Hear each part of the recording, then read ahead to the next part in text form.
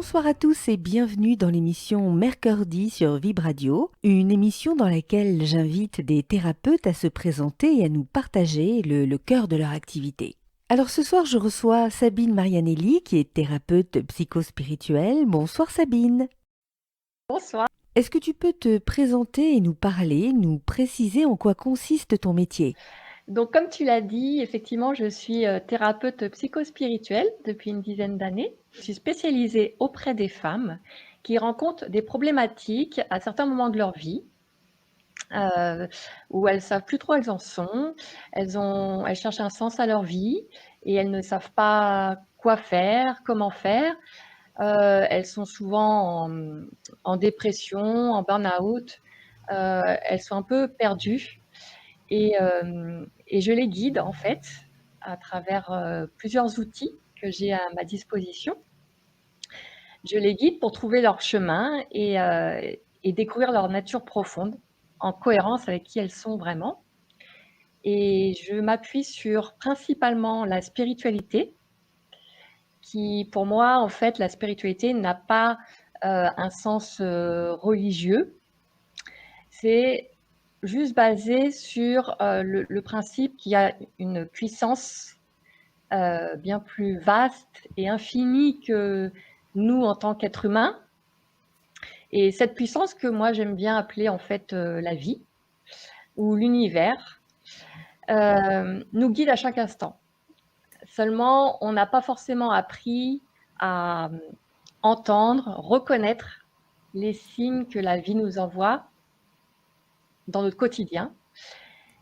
Et c'est cela que j'apprends notamment lors de mes accompagnements.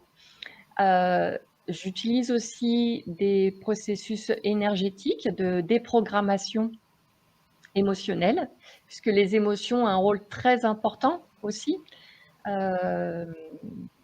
pour savoir où on en est et pour se découvrir. On est souvent paralysé, envahi par un flot d'émotions dont on ne sait que faire. Et moi-même étant hypersensible, hyper émotive, je sais très bien de quoi je parle.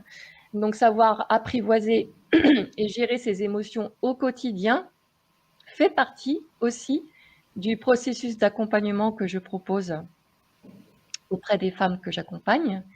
Et puis j'intègre aussi les élixirs floraux, c'est-à-dire les fleurs de Bach, donc du docteur Bach, qui sont des élixirs 100% naturels qui vont également rééquilibrer la sphère psycho-émotionnelle et vont permettre aussi un travail de reconnexion avec sa nature profonde. Voilà. Donc, mon accompagnement est basé sur ces trois piliers, spiritualité, énergie et élixir. Quel métier exerçais-tu avant d'être thérapeute psychospirituelle? J'étais assistante de direction pendant une dizaine d'années aussi. Bon, ça a été un métier surtout alimentaire, je m'y plaisais pas du tout, j'étais pas épanouie. Et à un moment donné, voilà, j'ai eu le déclic de trouver autre chose parce que j'étais vraiment pas du tout épanouie en allant au travail avec la boule au ventre etc. Et j'ai découvert une école de naturopathie puisque je m'intéressais beaucoup à l'hygiène naturelle, aux huiles essentielles, aux médecines douces.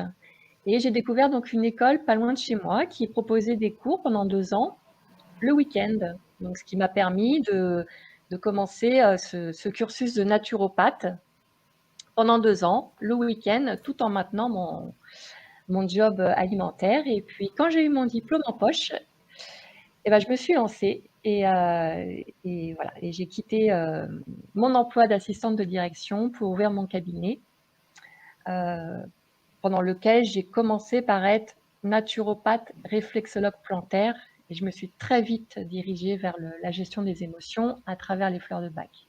Comme beaucoup de thérapeutes que j'ai reçus dans cette émission, beaucoup d'entre eux, en fait, ont également changé de voie à un moment donné, ont changé de métier, parce que leur quotidien leur pesait. Ils ont donné un nouveau tournant à leur vie et ils pressentaient qu'autre chose les attendait. Il s'agissait alors d'oser sortir des sentiers battus pour aller sur des chemins de traverse.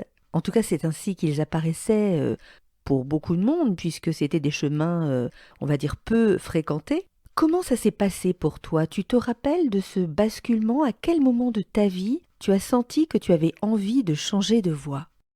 Ça a été crescendo, on va dire, puisque bien sûr, j'avais beaucoup de peur, comme beaucoup de personnes.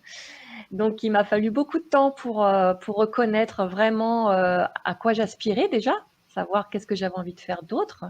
C'est vrai que l'hygiène naturelle et médecine douce, ça a toujours été ma passion, au-delà de mon travail. Et puis, plus les années passaient, plus je sentais que ça devenait vraiment très, très compliqué de continuer à exercer ce métier. La vie m'a un peu forcée, entre guillemets, à me dire que, bon, là, il fallait prendre un autre virage. Parce que je sentais bien que je commençais à rentrer dans une période de dépression, vraiment de vide, où ça allait vraiment plus du tout.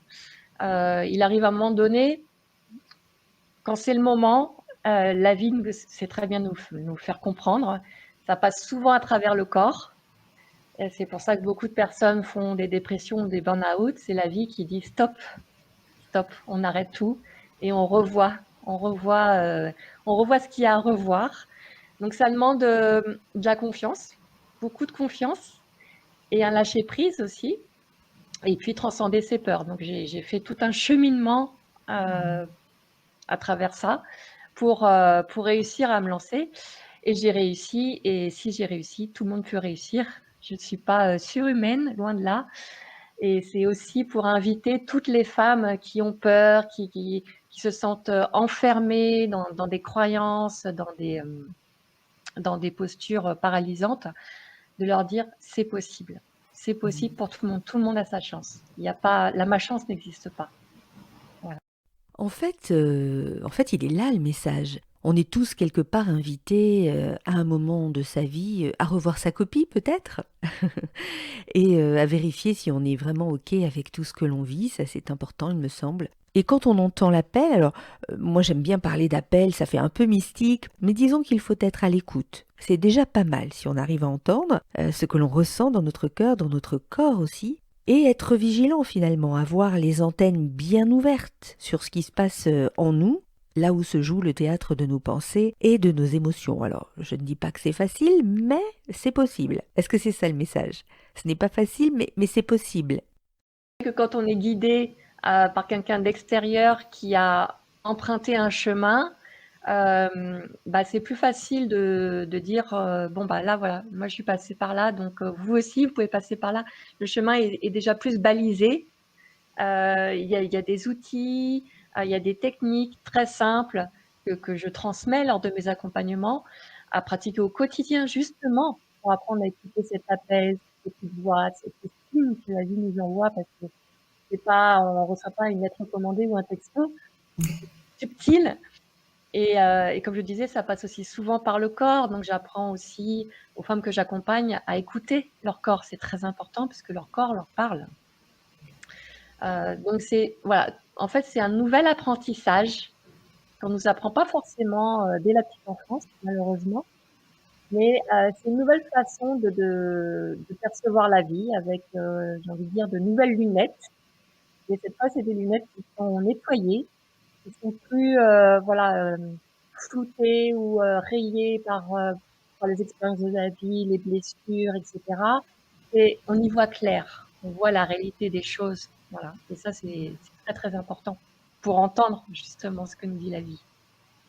Est-ce qu'on peut dire qu'on est tous des éclaireurs finalement les uns pour les autres et que l'on est à la fois inspiré par d'autres qui nous montrent le chemin et inspirant pour d'autres qui ressentent l'envie de suivre nos traces? Alors, est-ce que dans ton métier, cet éclairage justement que tu apportes est naturellement en lien avec ta propre expérience? Tout ce que je transmets, c'est parce que moi, je le vis depuis des années et que je continue à le vivre chaque jour. Chaque jour, voilà, ça fait partie de ma nouvelle façon de vivre. Tout ce que je transmets, je me le pratique à moi-même au quotidien. Voilà, donc c'est effectivement à travers ce que j'ai vécu personnellement. Et puis aussi au travers évidemment des formations, des séminaires que j'ai suivis en tant que thérapeute.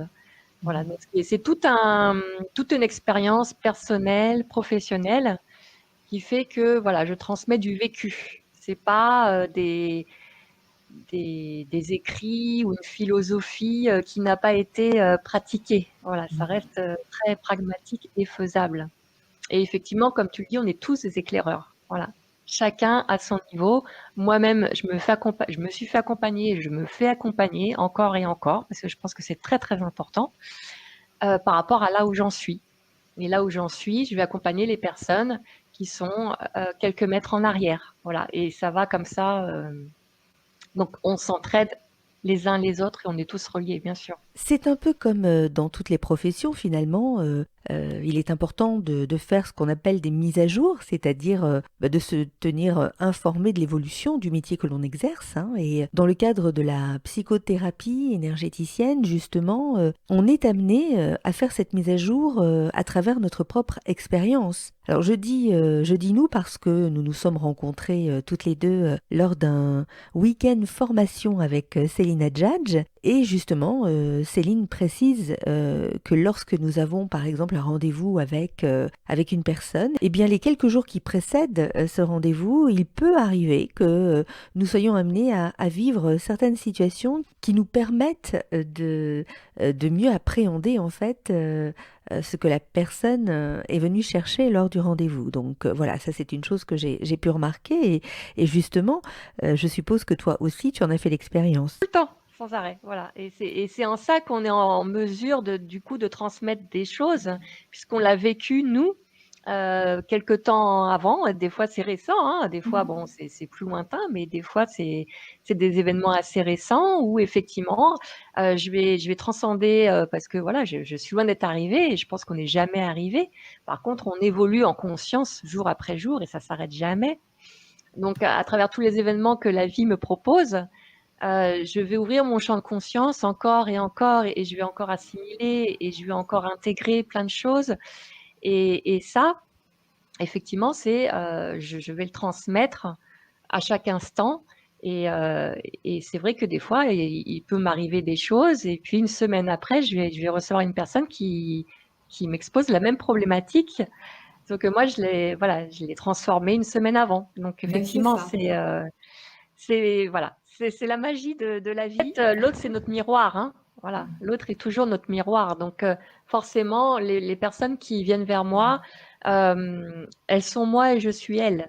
On se reconnaît en fait, C'est hein. ça. Voilà, c'est pas n'importe quelle femme qui vont venir me voir. Ça va être les femmes qui sont en reliance avec moi. Je reconnais effectivement les femmes qui viennent vers moi, c'est parce qu'elles se reconnaissent en moi et moi, je me reconnais en elles.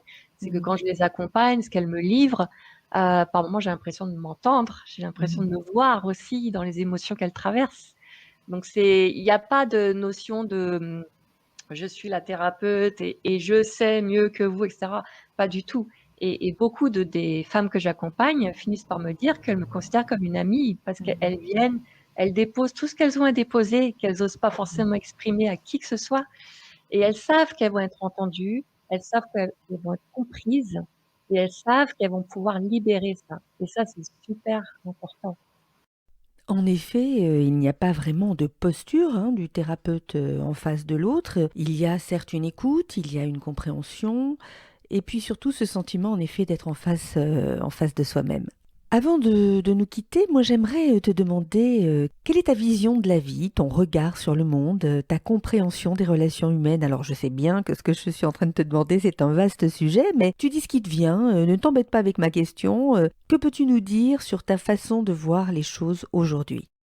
Moi, je pars du principe, enfin voilà, c'est mon moteur, c'est que chacun crée sa vie, voilà, et que ce que l'on porte à l'intérieur va se refléter à l'extérieur. On va créer ce que l'on pense et ce que l'on croit vrai. Et pour moi, le monde est le reflet de chacun de nous, en fait. C'est pas parce qu'on a tendance, en tant qu'être humain, de rejeter la faute ou le regard ou l'attention ou les excuses sur l'extérieur, mais l'extérieur, c'est une partie de nous. Donc moi, à travers le cheminement que j'ai fait, que je continue à faire, je regarde toujours à l'intérieur de moi ce que ça dit. C'est là le plus important, parce que si chacun de nous nettoie, couche après couche, ses blessures, ses émotions, ses, ces traumatismes qui font qu'on réagit d'une certaine façon, mais qu'on n'est pas en cohérence avec qui on est vraiment. On n'est pas dans la paix dans ces cas-là, on n'est pas dans la sérénité. Alors si on fonctionne par rapport à ces éléments-là, on va forcément projeter à l'extérieur des choses pas forcément agréables ou voilà, ça va être de la comparaison, de la jalousie, de la haine, de la colère. Enfin voilà, je vous en passe, on les connaît tous. Mais si on commence à regarder, tiens, mais qu'est-ce que ça dit à l'intérieur de moi? Cette colère, d'où elle vient? Voilà. Et si je m'occupais de cette colère, qu'est-ce qui resterait après? Comment je réagirais? Qu'est-ce que je dirais? Donc pour moi, c'est pas la faute du monde. Voilà, je suis pas dans aller chercher à l'extérieur des excuses ou des histoires parce que le monde est comme ci, comme ça, etc. C'est si chacun de nous regarde à l'intérieur de soi, ses parts blessées, ses parts en colère, ses parts haineuses, ses parts jalouses, alors forcément ça rejaillit sur le monde. Mais ça part d'abord de soi. Alors j'entends beaucoup, oui, mais alors tout seul dans son coin, c'est peine perdue. Mais non, pas du tout, pas du tout. Puisqu'on est là justement pour être qui on est vraiment. Donc plus on va être qui on est vraiment, plus on va être en paix et plus on va rayonner ça. Et forcément, ça va rejaillir sur l'extérieur. Et si chacun, à sa portée, à sa mesure, faisait ça, alors il y aurait peut-être plus de sérénité autour de nous. Voilà, c'est un peu ma vision du monde, c'est surtout voilà, aller regarder à l'intérieur de soi. C'est un regard qui en dit long sur le chemin que tu as parcouru, car je suppose que toi aussi, tu as été tenté, parfois, comme tout le monde à un moment donné, de pointer du doigt l'extérieur et le monde, et qu'aujourd'hui c'est une véritable libération que de reconnaître que le dessin que je suis en train de faire de ma vie, ce n'est pas la faute des crayons de couleur, c'est pas la faute du papier, pas plus que du magasin où je les ai achetés. En fait, ce qui compte, c'est l'intention que je mets sur mon dessin. Et ça, c'est une prise de conscience qui fait la différence. Est-ce que tu as envie de rajouter quelque chose à ce qui a été dit? Chacun a sa chance. Hein, il n'y a pas la chance dans la vie, en fait. Chacun a son pouvoir créateur et que tout est possible, vraiment tout. Mais il y a besoin de nettoyer à l'intérieur de soi pour y accéder et que la vie, elle est toujours à nos côtés à chaque instant, même si souvent on a l'impression qu'elle nous propose des choses qui ne sont pas justes, qui font souffrir ou qui sont violents. Pas du tout. C'est jamais pour nous attaquer. Il y a vraiment un message, c'est que tout est juste. Tout ce qui vous arrive est juste et parfait. Seulement, on n'a pas toujours le recul pour le dire sur le moment donné. C'est après coup, dire ah oui, c'est vrai que finalement, ça m'est arrivé, mais grâce à ça, j'ai pu faire ceci ou cela. Voilà, donc tout est toujours juste et parfait et la vie est avec nous, en chacun de nous. Voilà. Merci infiniment Sabine, j'ai eu beaucoup de plaisir à partager ce moment avec toi. Pareillement. Pour les personnes qui souhaiteraient te contacter, je mettrai tes coordonnées dans la barre de description en précisant que tu proposes également des séances à distance. Je te remercie pour ta belle présence et j'espère qu'on se revoit très bientôt. Merci beaucoup, France.